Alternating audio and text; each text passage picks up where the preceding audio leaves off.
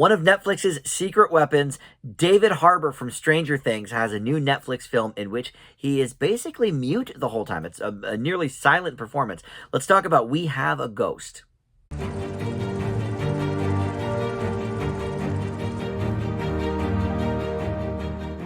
Hey guys, Dan here. This is Dan Reviews It. Welcome to my spoiler-free review for Netflix's new film, We Have a Ghost. David Harbour, like I said, is featured in this on a career high lately, not just with Stranger Things, but the new movie Violent Night. New-ish, came out at the end of last year at Christmas time, but it is now streaming on Peacock, so if you missed it around the holidays, you can check that out. It's a fun watch. I enjoyed that one. But of course, he's best known, I would say, for Stranger Things. But also in this movie is Anthony Mackie, Jennifer Coolidge, Tig Notaro, Dr. Phil even has a cameo here. So we'll get to all the specifics of this here in a moment. But first, I want to welcome you into Dan Reviews It. Thank you for finding my video. We've got tons of great movie and TV reviews on the channel for you to peruse. Please consider hitting that subscribe button down below, or even that notification bell too, so you can be alerted when I drop new videos, which is just about every day. I try to get one up almost every single day. So all right, back to this particular film, We Have a Ghost. This is surrounding the Presley family, who is Anthony Mackie and Erica Ashe, play the parents, and their youngest child, I should say, Kevin, played by newcomer Jahai Winston, becomes friends with this ghost that he discovers in the attic, and played by, of course, David Harbour, like I mentioned, Ernest the Ghost.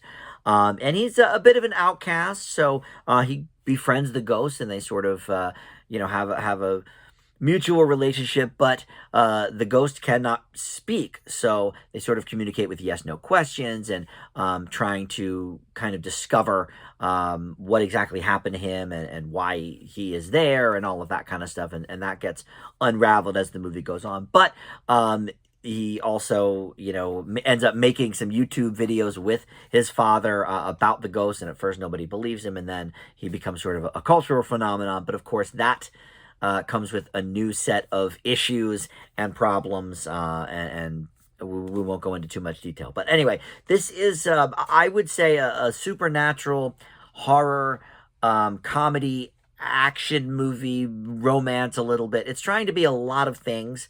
And I think that may be one of its biggest flaws. So let's talk about the negatives here for a second with this movie. I always do say that, like, some of the best movies, some of my favorite movies certainly, are many different things. Like, I always get Back to the Future as an example, because it's, certainly a science fiction movie, but it's comedy. There's definitely some action and adventure there. And there's a romance as well. And it's a lot of different things. This movie, unfortunately, doesn't really excel at any of them. It is trying to be a lot of different things, and I think it was too much in the mix. There was not enough focus necessarily on any of the moving parts, and that is certainly, I think, the biggest drawback of the movie, other than the length. It's a few minutes past 2 hours, and I think it's a good 20 minutes too long easily.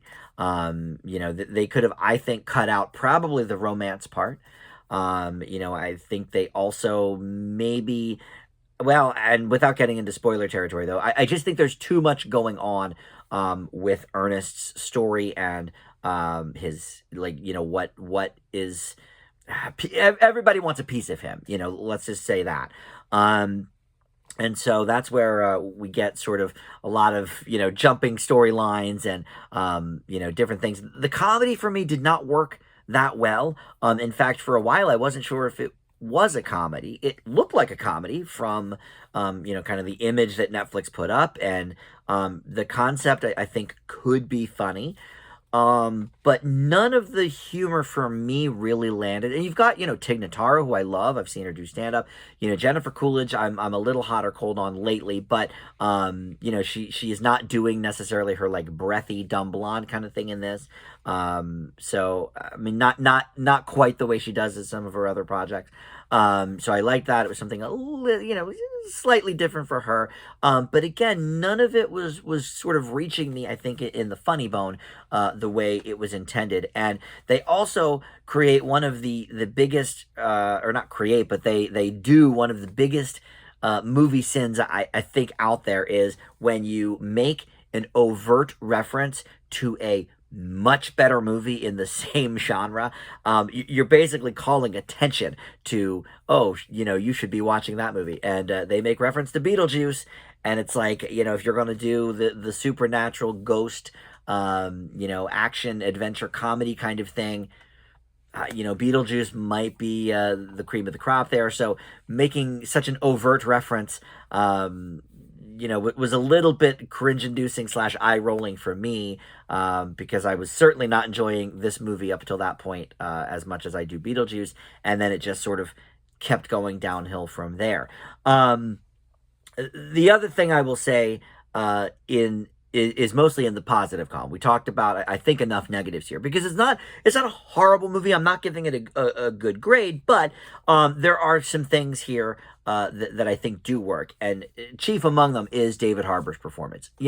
It's not easy to do a virtually silent performance. He can, moan and stuff, whatever, but for the most part, this is a largely silent, mute performance, whatever you want to call it. And he does such a great job with these inflections, and you feel his emotions of this character. By far, the strongest element of this movie is the relationship between Ernest and Kevin. And I think the actor that plays Kevin did a great job as well, Jahai Winston. I thought he was really good. I was not familiar with him, but I think the two of them played off each other very well.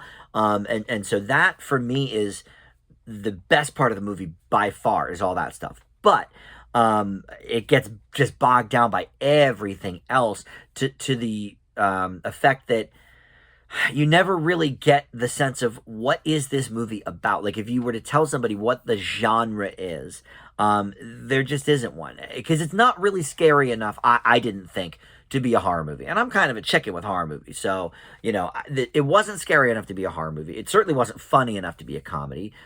Supernatural element, okay, that's there, but I think they also could have maybe toned it down just a smidge and made it PG. It's rated PG-13 for Netflix, for, I guess, some of the more violent scenes or whatever, which they're not that bad, but it reminds me of some of these supernatural, comedy horror movies from years past, like a Beetlejuice, which was PG. That's 80s PG, so all right, might be rated PG-13 today, but The Frighteners is another one that comes to mind. Even like, The House with a Clock in Its Walls, like, there's movies that I think this could have been, I think, better if it was toned down a little bit and made it more family-friendly, because it's not so violent or so horror-based or anything that it deserves the PG-13, really. I mean, there's a couple of curse words, but, like, for the most part, this is a family movie. I just think it would have maybe served the story better if it sort of focused on one lane or the other. Either go all the way with it and make it more brutal or more, horror-based, whatever, or tone it down a little bit in the other direction, make it more family friendly. But obviously there are still, in those movies I mentioned, there's still some horror elements for sure. So overall, yeah, this is unfortunately a negative grade. But that David Harbour performance is great, and I like this new kid, Winston. Jahai Winston, will be maybe looking out for future projects from him. The chemistry there, great, but a lot of the other moving parts in this film just didn't work. So I leave We Have a Ghost with a C-. All right, thanks for watching, and we'll see you back here next time on Dan Reviews It. Bye.